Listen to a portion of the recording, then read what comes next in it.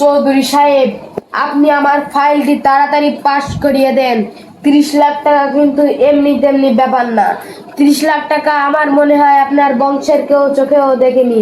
তাড়াতাড়ি 30 লাখ টাকার ফাইলটি যদি পাস না হয় তাহলে কিন্তু আপনাকে পাওয়া যাবে না।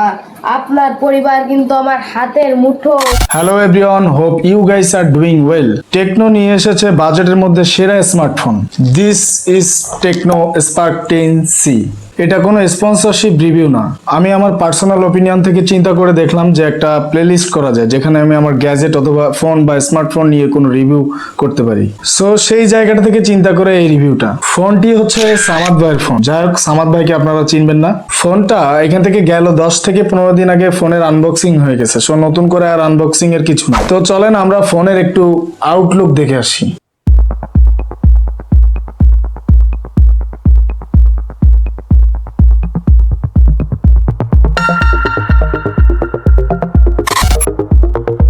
সো আমরা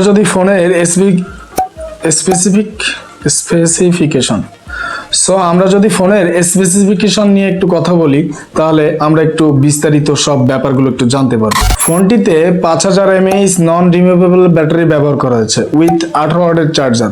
এটা ফাস্ট চার্জার না। সো আমরা যদি ফোনের ক্যামেরা নিয়ে কথা বলি তাহলে ফোনটিতে ব্যবহার করা হয়েছে 16 মেগাপিক্সেলের ওয়াইড অ্যাঙ্গেল লেন্স আর 8 মেগাপিক্সেলের ডেপথ লেন্স ব্যবহার করা হয়েছে। আর ফ্রন্ট ক্যামেরাতে ব্যবহার করা হয়েছে 8 মেগাপিক্সেলের ওয়াইড লেন্স। আর ফোনটি 1080p মানে 180p তে ভিডিও ধারণ করতে সক্ষম। যেহেতু এই বাজেটের মধ্যে 4K আশা করা যায়, বাট টেকনো কোম্পানি যদি এই ফোনটাতে 4K মোডের ভিডিওর অপশন রাখতো তাহলে আমার মনে হয় একটু বেটার হতো। ফোনটির যদি ইন্টারনাল ব্যাপারে যদি কথা বলি তাহলে ফোনটিতে ব্যবহার করা হয়েছে 128GB রম প্লাস 8GB র্যাম। সো এক্ষেত্রে কোম্পানি একটা জিনিস সুবিধা দিয়েছে যেটা আপনি পরবর্তীতে 8GB র্যাম আপগ্রেড করতে পারবেন। এটা সিস্টেমিক্যালি আপনি নেট কানেকশন বা ওয়াইফাই কানেকশন দিয়ে আপনি জাস্ট এটা আপডেট করে নিতে পারবেন। এই ব্যাপারটা আমার কাছে ওভারঅল প্রাইজের মধ্যে বেস্ট মনে হয়েছে। এবার চলে আসি ফোনটির ডিসপ্লেতে। ফোনটিতে ব্যবহার করা হয়েছে IPS LCD 90Hz display with 6.6 inch মানে ডিসপ্লের সাইজ। ফোনটিতে 4K মোডের ভিডিও অথবা গেমিং এ ভালো কালার পেয়েছি, তবে বলবো না বেস্ট, মাস্ট বেটার। প্রথমেই বলেছি বাজেট ম্যাটার। বাজেটের উপরে কিন্তু অবশ্যই কোয়ালিটি ভ্যারি করে। তো যদি ফোনটির বিল্ড কোয়ালিটি নিয়ে কথা বলি তাহলে ফোনটিতে অবশ্যই সামনে ব্যবহার করা হয়েছে একটি গ্লাস যেহেতু ডিসপ্লে, আর সাইড প্যানেলে থাকতেছে প্লাস্টিক ফ্রেম। বাট এটা অনেকটা মানে অ্যালুমিনিয়াম একটা ফিল দিবে আপনার হাতে যখন আপনি ফোনটা নিবেন, তখন অবশ্যই আপনাকে একটু হলেও অ্যালুমিনিয়ামের ফিল দিবে। সো ফোনটির পিছনে কিন্তু মানে ফোনের যে বায়ার, ফোনের যে মালিক, সে একটা স্টিকার ব্যবহার করেছে। বাট এইটাও কিন্তু ব্যাক সাইডে থাকতেছে প্লাস্টিক বডি।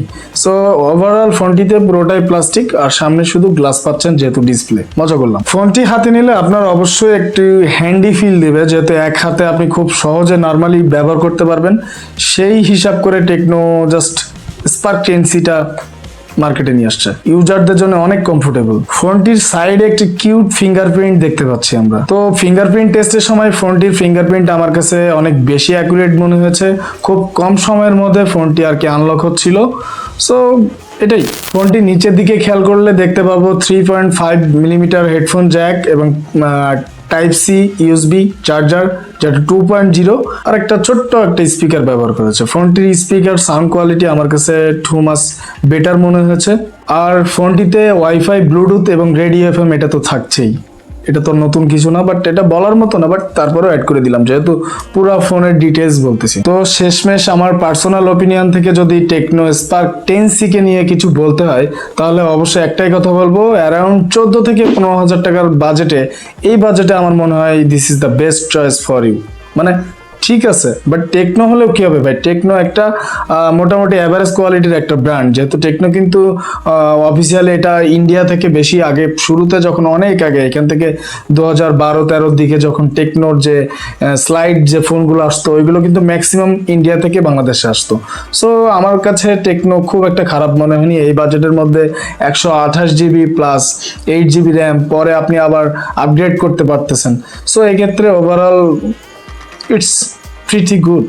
সো আজকের ভিডিওটা এখানে শেষ হচ্ছে। ভিডিওটা ভালো লেগে থাকলে অবশ্যই ভিডিও একটা লাইক করে যাবেন। আর যদি টেকনো স্পার্ক 10c আপনার পছন্দ হয়ে থাকে তাহলে অবশ্যই কালকে সকালে ঘুম থেকে উঠে আগে টেকনোর কোনো আউটলেটে যাবেন অথবা আপনার আশেপাশে কাঙ্ক্ষিত কোনো শপে যাবেন, একটা কিনে নেবেন। বাই বাই, আল্লাহ হাফিজ।